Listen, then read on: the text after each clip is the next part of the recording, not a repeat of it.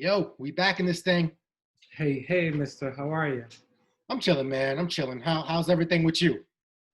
Getting ready to celebrate the holiday season, holidays. Oh yeah, oh yeah. Can't wait. Ooh. Can't wait. Oh, so what holiday you referring to, my brother? Well, we just had Juneteenth, which is beautiful and remarkable, but now we have the chance to celebrate what is identified as America's independence. Hmm. America's independence must be nice. Exactly. must must be nice. Okay, okay.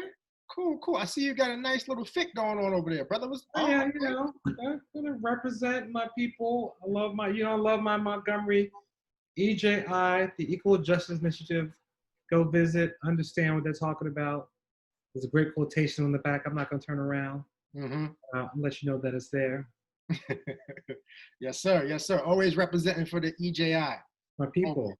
always. Beautiful, beautiful. I'm again.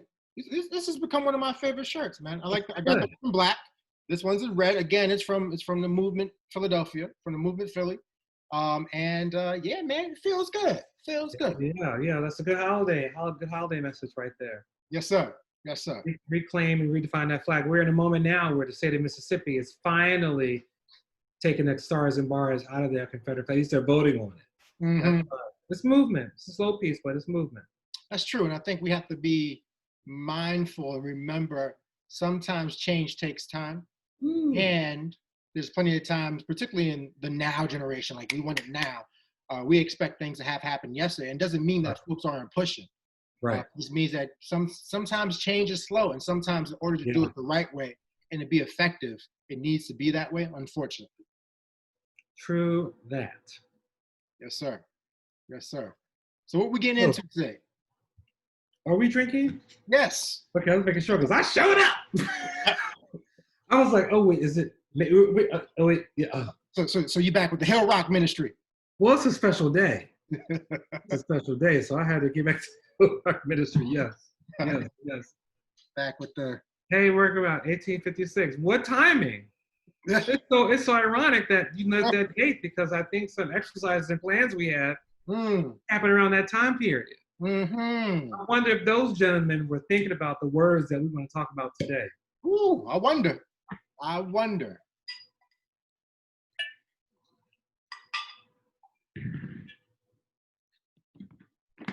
Mm. Yes, sir. Oh my gosh. I forgot how good you were. That's How you doing? I miss you. I'm sorry, I just toasted. I toasted without you. I'm sorry. It was I looking ain't at mad. me. I ain't mad. Couldn't help Tell, myself. tell Hill Rock I said hi. I said, "What's up? I want to come through. I ain't mad at that. I ain't mad. Well, toast to Hill Rock and to what we're about to get into, to what we're about to discuss, to what we're about to share with the people. Main man Freddie. Mm-hmm.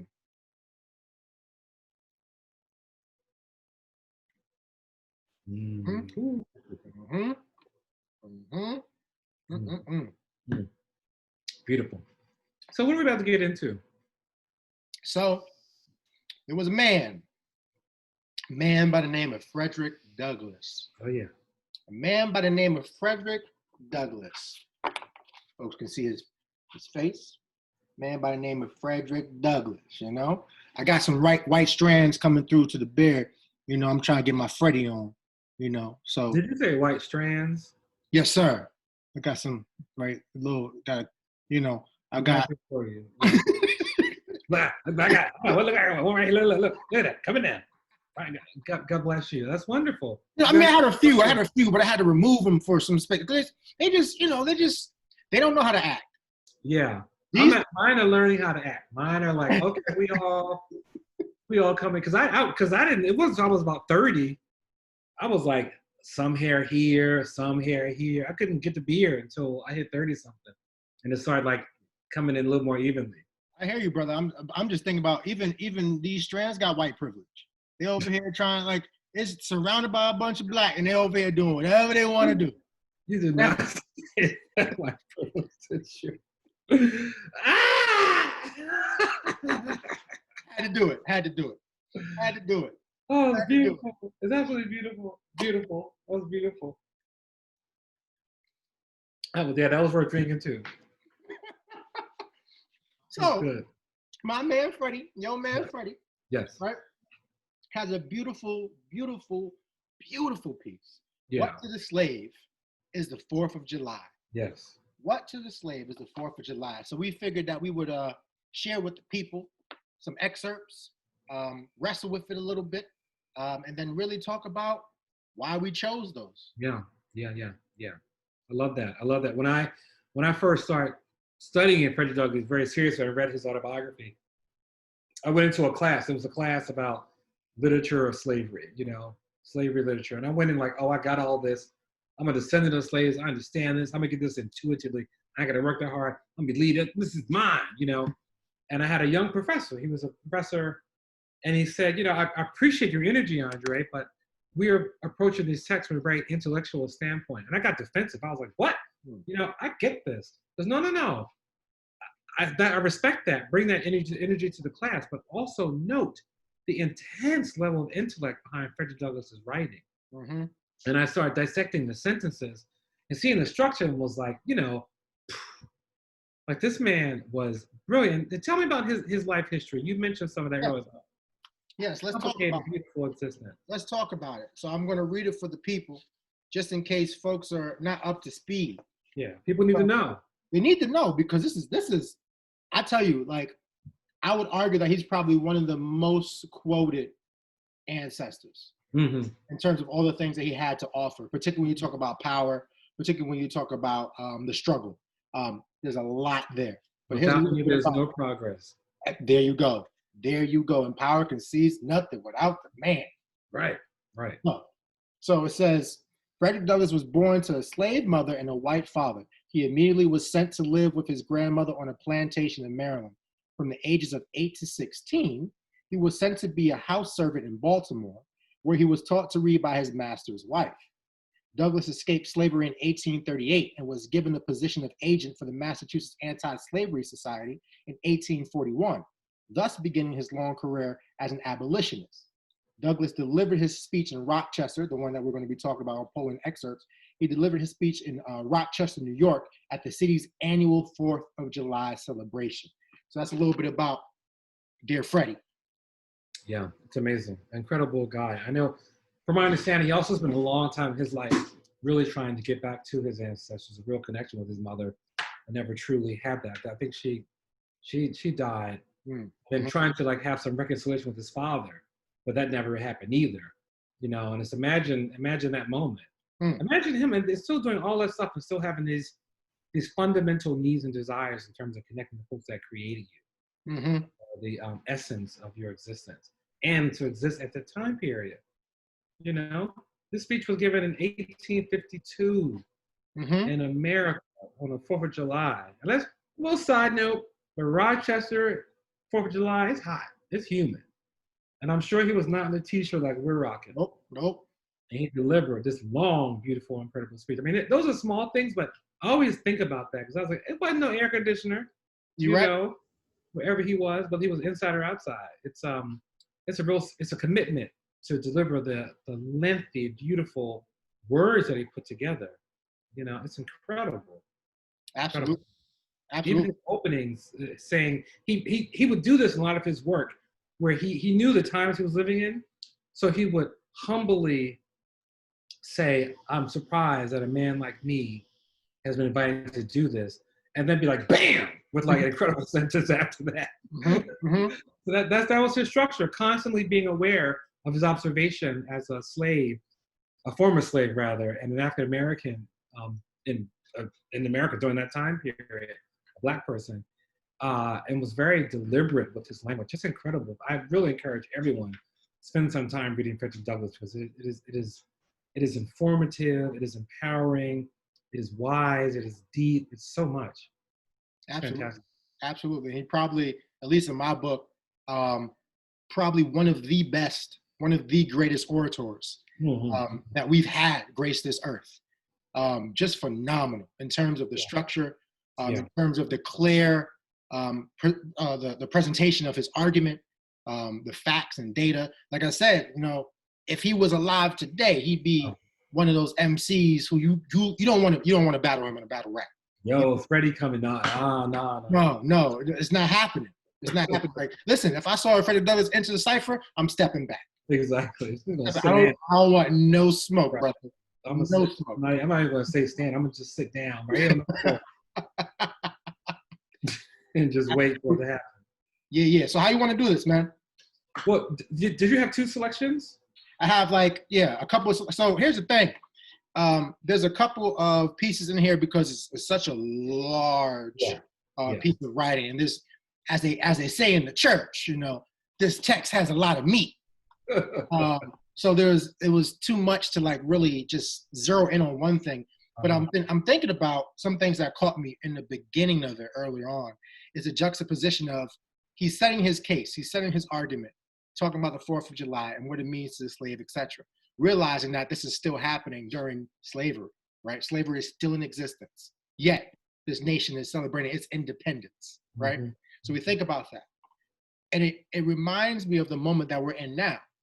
So when you think about American Revolution or the American Revolution, if you think about what's happening right now in America, you see a lot of revolutions taking place, or you see a lot of mini revolts in different spaces, and folks are probably trying to quell that so it doesn't actually become a revolution.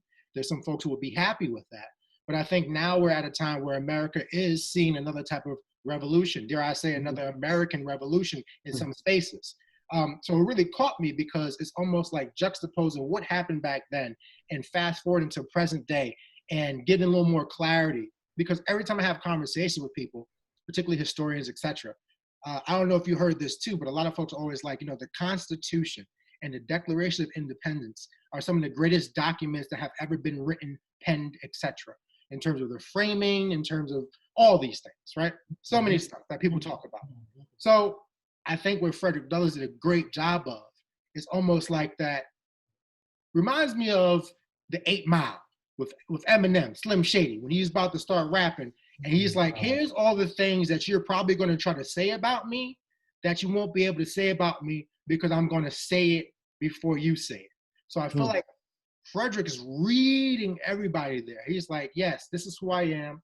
This is where I'm coming from. Yes, y'all were great men. However, let me give you some critique. And I think that's what's important in this piece. So I'm gonna read a couple of pieces, and then we can keep it going. Okay, great. So here we go. So on the 2nd of July, 1776, the Old Continental Congress, to the dismay of the lovers of ease and the worshippers of property, clothed that dreadful idea with all the authority of national sanction. They did so in the form of a resolution, and as we seldom hit upon resolutions drawn up in our day whose transparency is at all equal to this, it may refresh your minds and help my story if I read it. We solemnly publish and declare that these united colonies are, and of right, ought to be free and independent states, that they are absolved from all allegiance to the British Crown, and that all political connection between them and the state of Great Britain ought to be totally dissolved. Citizens, your fathers made good that resolution. They succeeded, and today you reap the fruits of their success. The freedom gained is yours, and you, therefore, may properly celebrate this anniversary. The 4th of July is the first great fact in your nation's history, the very ring bolt in the chain of your yet undeveloped destiny. It goes on from there. What really sticks out to me is the your. Yes. And he drives it home so eloquently. And that last line, that last line just really did it all for me right there. The 4th of July is the first great fact in your nation's history, the very ring bolt in the chain of your yet undeveloped destiny. Yet undeveloped destiny. Bars. Exactly. My goodness. He further goes on to say in another part later on, and this is the other piece, they were peacemen, but they preferred resolution to peaceful submission to bondage. They were quiet men, but they did not shrink from agitating against oppression. They showed forbearance, but that they knew its limits. They believed in order, but not in the order of tyranny. With them, nothing was settled. That was not right. With them, justice, liberty, and humanity were final, not slavery and oppression. You may well cherish the memory of such men. They were great in their day and their generation. Their solid manhood stands out the more as we contrast it with these degenerate times. So when we think about all the stuff that's been happening, when we think about where we are, when we ask that question, the question you and I wrestled with the other day, are we free? We could add, do we have a sense of folks always calling for us to be patriots? Folks always saying that's not patriotic. Do we have any type of allegiance to this same country that declared its independence back in 1776? And I think these are all the things that Frederick Douglass is lifting up and saying, take a deep look at you. Yourself, your nation is undeveloped, but I want to let you know from my perspective, from where I stand, I don't see myself reflected in that. What does that mean to me? When we celebrate independence, when we celebrate this great nation, why would the slave celebrate? Can we even celebrate the 4th of July? Right. Fantastic. That's so strong.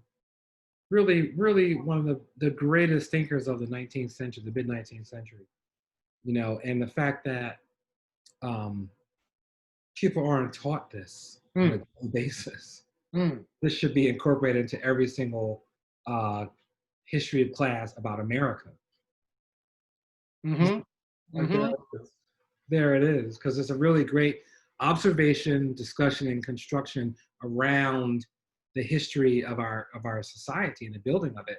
And I wonder, we know that history is not celebrated, Black history, I should say, is not celebrated, including American history, because of the success of the Lost Cause, which was a movement by folks from the Confederacy side of the situation, which I've heard people call the War of Northern Aggression, Civil War. They simply could not get down with this. And I bet suppressing his thoughts and ideas was like, oh, don't talk about Freddie. Don't talk about Freddie, because that's the ultimate. Talk about Harry Beecher Stowe, Uncle Tom, and all his other books. That's in there, but don't talk about Freddie. Very interesting, right? Very, very great point. Yeah, I think it's powerful that people know about Freddie, but people don't know Freddie. It's like, yo, go buy the album.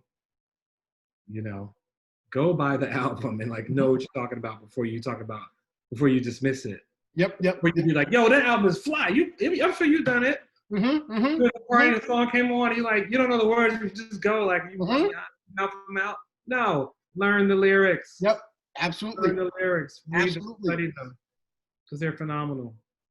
So I picked. I love what you picked. I really appreciate it. And what I picked connects. We did this independently instead of us coming together. And I think because it's so rich, there's so many connections interlocking. I decided to look at an historical point. 1850, the Fugitive Slave Act was passed, and that meant that anyone had the right to capture any person they imagined was an escaped slave. And things like folks not having a job, having papers, connection, or just being Black and walking down the street gave anyone the right to just say, I'll grab you and take you back. They put you in slavery. That's the Fugitive Slave Act, which was ridiculous, but a major victory for a party that didn't want people to be free. So I have a pretty long paragraph I want to read that is his rhetorical, intense, emotional, and passionate response to it. I'm going to try and do Freddie justice without going over the top. You ready? Yes, sir. And this comes pretty far. This is like midway through the actual piece. Let me let the palate.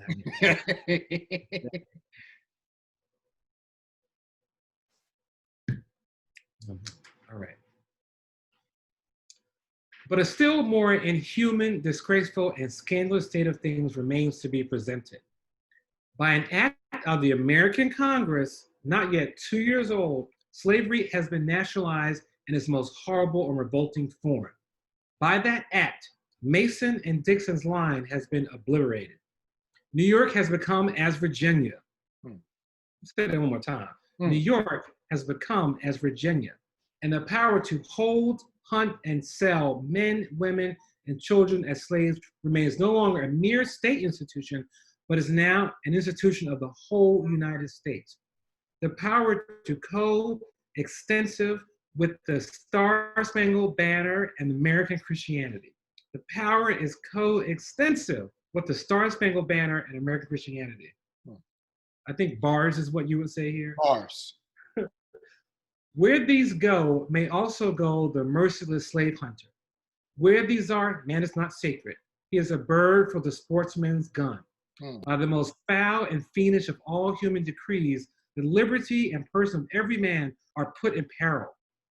Your broad Republican domain is hunting ground for men, not for thieves and robbers, enemies of society merely, but for men guilty of no crime. Your lawmakers have commanded all good citizens to engage in this hellish sport. Your president, your secretary of state, your lords, your nobles, your ecclesiastics, enforce as a duty you owe to your own free and glorious country and to your God that you do this accursed thing. Not fewer than 40 Americans have, within the past 2 years, been hunted down and without a moment's warning, hurried away in chains and consigned to slavery and excruciating torture.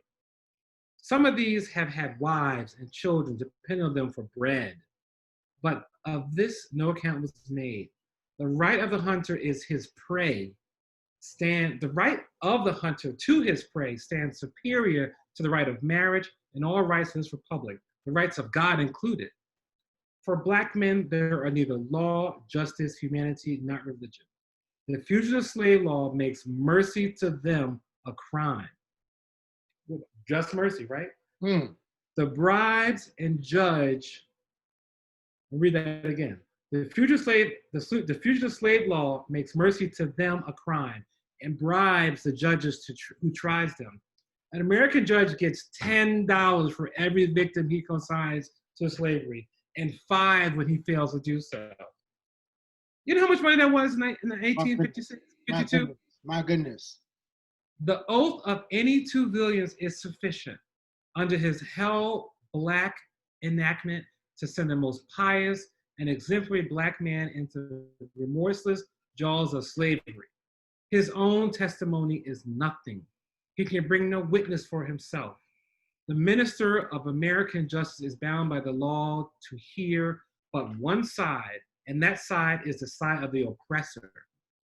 Let this damning fact be perpetually told. Let it be thundered around the world that in tyrant-killing, king-hating, people-loving, democratic, Christian America, the seats of justice are filled with judges who hold their offices under an open and palatable bribe and are bound in deciding the case of a man's liberty, hear only his accuser.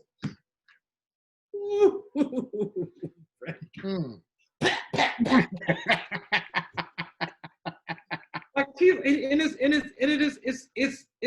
it's emotional, but it's emotional and intellectual. It's intellectual first. It's breaking it down. This is what you are calling Christianity. This is what you say your God does. And then let's get like right to the base brass tacks. Y'all, the judges get money for saying yes, double the amount, half the amount for saying no. And it's just any man off the street, despite whatever he's done, to take someone that needs to feed their family, provide bread, that has lived a pious, good life. They have no choice. And their word means nothing against their oppressor. Means nothing against their oppressor. I hope people know that 12 Years a Slave was actually based on a real, true story. Norton was a real person. That wasn't fiction. You know?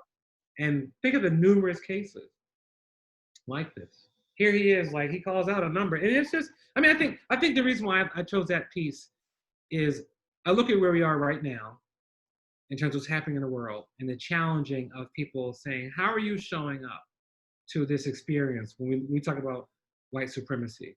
We talk about anti-racism. We talk about privilege.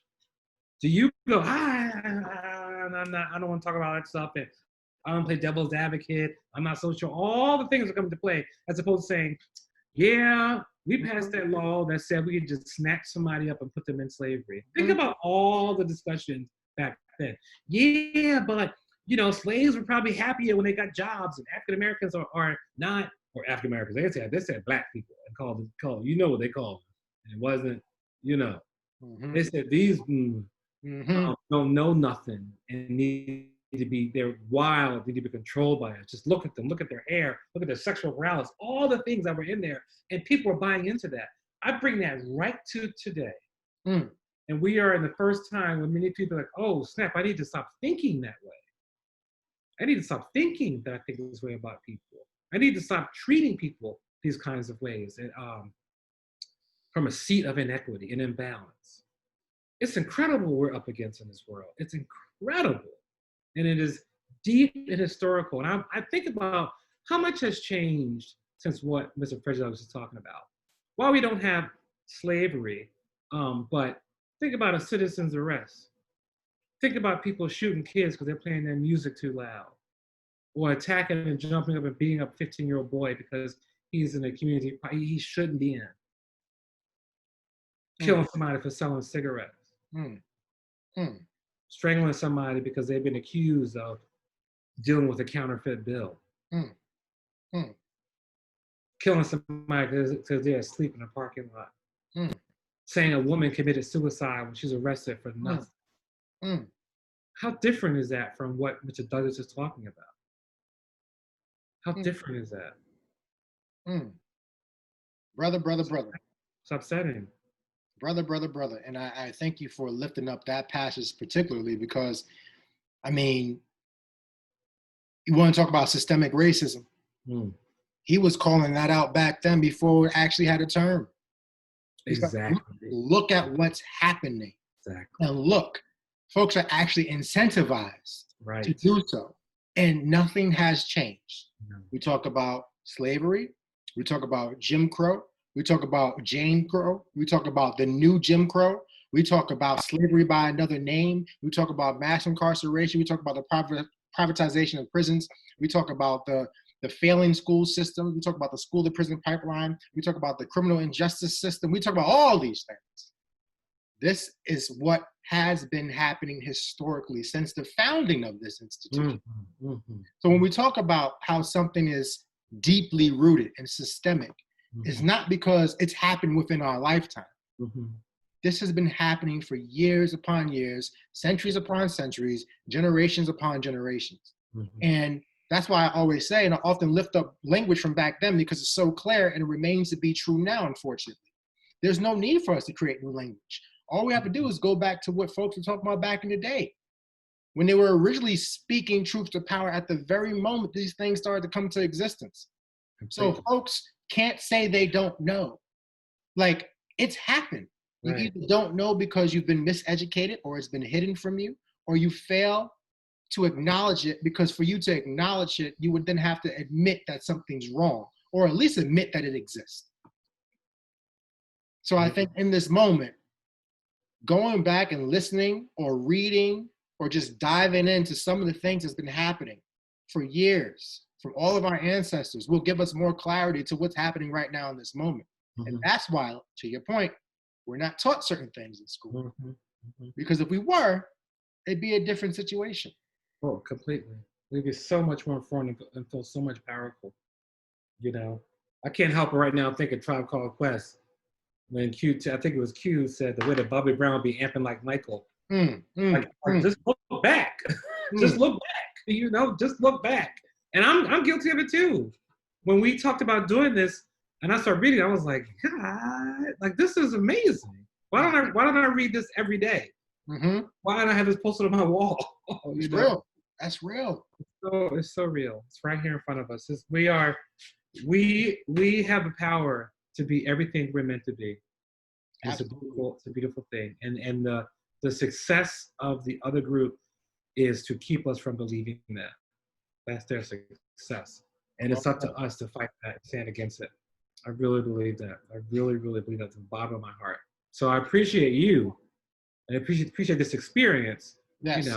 Now that here we are, the 4th of July, and Freedom Month is over. Freedom Month was beautiful. We had an inaugural one. It was different. Next month will be much more beautiful. But it's really ironic that 4 days after the end of Freedom Month, we got this independence question. Mm. You know, I think it's important for us to go to Freddie. You know, Freddie's like the appendix to Freedom Month.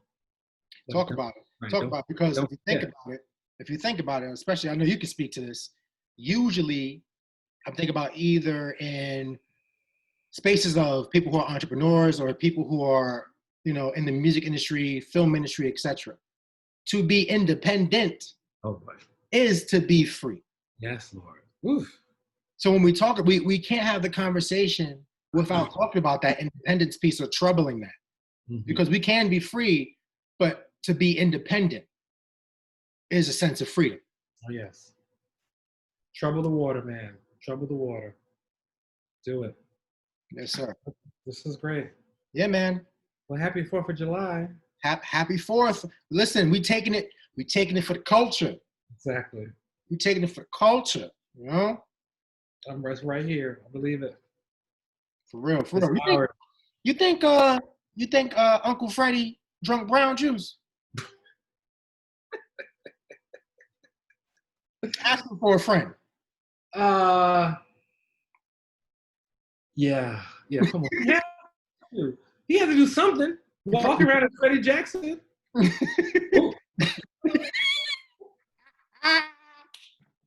You see what I did there, right? You see what I did there? You are my lady. I have to eat before we do this. Walking around as Freddie Douglass, he had to do something to appease all that happened. He had a great wife who was there, who was partnered with him, but he was on the road so much. How much relationship could they have, you know? And I have to believe that Freddie would sit in the parlor. And also, if you think about the people that he was talking to, trying to console and have conversations with, he got to play their game.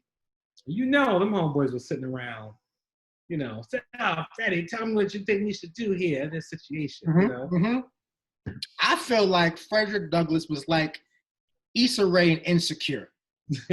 He probably standing in front of the mirror, start spitting bars back and forth, start doing all that, take a shot real quick of the brown juice, and then go hit the people. Going to give them what they need to hear. Because the quaff was done. You know, make sure the kerchief, sure the kerchief for the ass pot is fresh, you know. He was dandy-fied from head to toe. Fierce, man. Fierce. Yeah. Fierce. All of it. He needed to be. And thank God for him. We stand here because of him. Absolutely. We should take a toast with him. We should. I bet he's somewhere giggling. There you go. Hey, Freddie. Look at that face. There we go. Uncle Freddie. Put Freddie up in here real quick. So Freddie. Thank you, Freddie. You did so much for us.